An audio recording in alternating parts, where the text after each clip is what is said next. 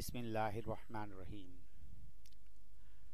আমরা যারা শিপইয়ার্ডের মধ্যে কাজ করি তারা প্রতিনিয়ত ট্যাঙ্কের ভিতরে বিভিন্ন কনফাইন্ড স্পেসে বিভিন্ন লুকানো জায়গার মধ্যে বিভিন্ন ট্যাঙ্কের ভিতরে আমরা কাজ করি। কাজ করার সময় যখন ট্যাঙ্কটা যে কোনো পিছনে পড়ে যায় তখন সেই ট্যাঙ্কের মধ্যে প্রচুর পরিমাণে গরম থাকে। আর সেই গরমের মধ্যে মাঝে মাঝে কারেন্টও চলে যায়। কারেন্ট চলে যাওয়ার পরে বিদ্যুৎ বিচ্ছিন্ন হয়ে কারেন্ট চলে যাওয়ার পরে বাতাস বন্ধ হয়ে যায় এবং আলো চলে যায়। ফলে এগুলো আবার পুনরায় এনশিওর করতে হয়। কারেন্ট চলে গেলে বাতাস বন্ধ হয়ে যায়। এই গরমের মাঝখানে দেখুন আমরা আপনার উপরে মাথার উপরে যে মেইন ডেকের মধ্যে একেবারে সরাসরি সূর্যের আলো পড়তেছে। এর মাঝখানে আমাদের ডিউটি করতে হচ্ছে।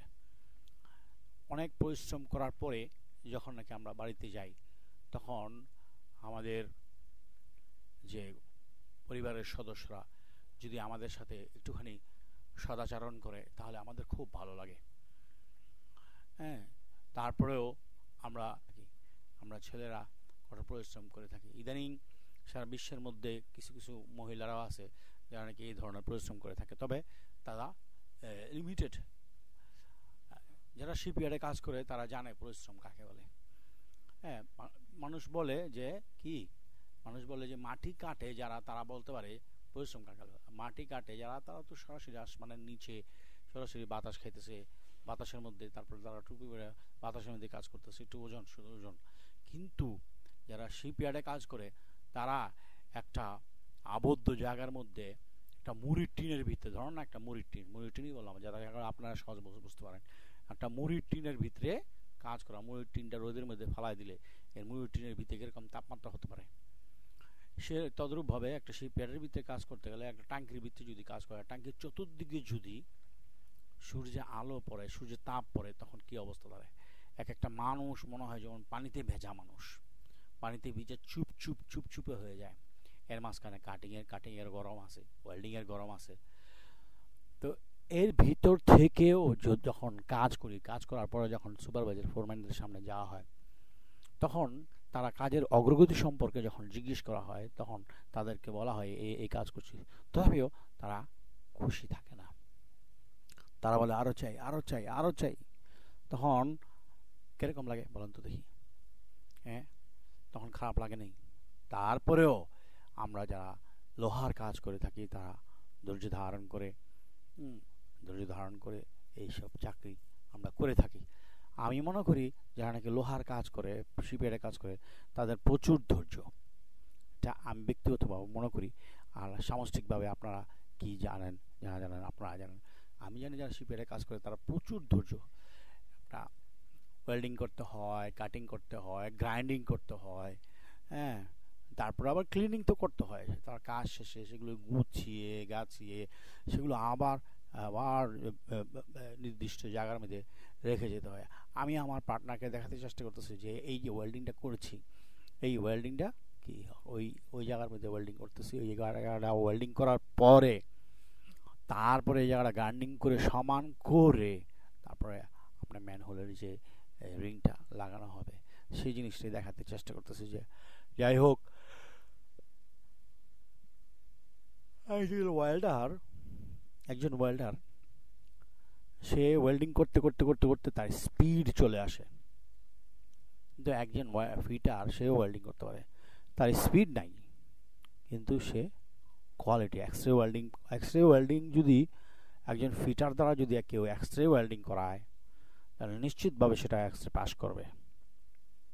আর ফিটার সেই জিনিসটাকে অত্যন্ত যত্ন সহকারে ওয়েল্ডিং করবে এবং ওয়েল্ডিং করার পরে ওটা আমার পক্ষ থেকে যারা নাকি এক্সরে ওয়েল্ডিং করান শিপইয়ার্ডের মধ্যে যারা নাকি করান, একজন ফিটারকে যদি আপনারা একটুখানি আপগ্রেড করা যদি ওয়েল্ডিং করান তাহলে দেখবেন আপনারা প্রত্যেকটা এক্সরে ওয়েল্ডিংই পাস করতেছে। কারণ একজন ফিটার জানে কোথায় পরোসিটি পড়বে, কোথায় ব্লু হোল পড়বে, কোথায় কি হবে না হবে। কারণ তার স্কিল, তার বেসিক জ্ঞান আছে কেন ব্লু হোল পড়ে, কেন পরোসিটি পড়ে, হ্যাঁ, কেন কি কেন ক্র্যাক হয়, এটা একজন ফিটার জানে। ওয়েল্ডার তো ওয়েল্ডিং করে শুধু শুধু রড গালাই করে এটা সেটা, হ্যাঁ, কিন্তু ফিটার বলতে পারবে এটার মধ্যে আমি যে ওয়েল্ডিং করছি এটা পাস করবে কিনা ফেল করবে, এটা ফিটার বলে দিতে পারবে যে এটা পাস করবে। আমি এখন কাজের এই এর শেষের দিকে আসি, আমি এখন ভিডিওর শেষের দিকে আছি। আমি আমার পার্টনারকে বলতেছি যে এগুলি গুছায় সামনের দিকে নিয়ে আসেন, এর কাজ শেষ, ফিটিংয়ের কাজ শেষ, গুছায় সামনের দিকে নিয়ে আসেন। আর বলতেছি একটু মুখোশ খোলেন তো, দেখান একটু মানুষকে কি পরিশ্রম করি, দেখেন ভাইরা কি পরিশ্রম মানুষ করে দিই, চেহারার দিকে তাকানো যায় না, ঘামায়া কি চুপ হয়ে গেছে গা, দেখেন এই শরীরে হাতের দিয়ে হাতটা কিছুক্ষণের মধ্যে হাতটা দেখাবে, হাতের মধ্যে দেখেন কিরকম পানি, উপরের থেকে রোদ আসতেছে, রোদ পড়তেছে মেইন ডেকের উপর, তারপরেও ভিতরে আমরা কাজ করতেছি। একটু আমাদের মাস্ক পরে কাজ করতে, ভিতরে প্রচুর পরিমাণে ময়লা ওড়ে, মাস্ক যদি না পরি তাহলে আমরা 3 মাসের মধ্যে আমরা মারা যাব। আমাদের যে হৃৎপিণ্ড সেটা স্ট্রক করে সেটা হৃদস্পন্দন বন্ধ হয়ে আমরা মারা যেতে পারি। কারণ এখন এক স্থান থেকে অন্য স্থানে যন্ত্রপাতি স্থানান্তর করে ওই ওই ওই ওই রিংটা আমি অলরেডি লাগাই দিছি, লাগাই দেওয়ার পর এক স্থান থেকে অন্য স্থানে স্থানান্তরিত হচ্ছি। স্থানান্তরিত হওয়ার পরে যে এই যে এখানে যে একটা আনকমন বা একটা পরিবর্তনীয় কাজ আছে, সেই কাজটাকে আরও বিস্তারিত বোঝার জন্য আমি আমার পার্টনারকে বলতেছি ড্রয়িং দেন, ড্রয়িং নিয়ে উপরে চলে যাব। উপরে চলে আমার সুপারভাইজারকে এই আমি ড্রয়িং চাচ্ছি, এখন ড্রয়িং চেয়ে আমার পার্টনার এখন ড্রয়িং দেবে। ড্রয়িংটা নিয়ে আমি আমার সুপারভাইজারের কাছে যাই, আমি জিজ্ঞেস করবো। সুপারভাইজার অবশ্য পরবর্তীতে আমাকে কাজ পরিবর্তন করে দেবে। যারা আমার এই ভিডিওটি নিয়মিত দেখেন, সাবস্ক্রাইব করেছেন, তারা বেশি বেশি করে আমার ভিডিওতে লাইক দিবেন, কমেন্ট করবেন, শেয়ার দিবেন। আমার ভিডিওর মূল উদ্দেশ্য হচ্ছে আপনাদেরকে, যারা নতুন এই শিপইয়ার্ড লাইনে বা শিপ ফেব্রিকেশন লাইনে, তাদের জন্য আমি এই ব্লগটি বানাই। যে কী কঠিন কাজ, কি কাজ করে, কি পরিশ্রম করে টাকা উপার্জন করে শিপইয়ার্ড লাইনের লোকেরা, কর্মীরা, সেই সেই জিনিসটা ভিডিও আকারে আপনাদেরকে দেখাতে চাচ্ছি। দেখুন বাইরে কত চকচক রোদ, কত রোদ দেখো, হ্যাঁ একেবারে রোদ, কি দেখছেন, জলমলে রোদ, কি অবস্থা দেখছেন। তো এর মাঝখানে আমাদের কাজ করে যারা ভাই, যারা নাকি আমার ভিডিওটি নিয়মিত দেখেন, লাইক দিবেন, সাবস্ক্রাইব করবেন এবং নিয়মিত বেল আইকনে টিপ দিবেন। আল্লাহ হাফেজ।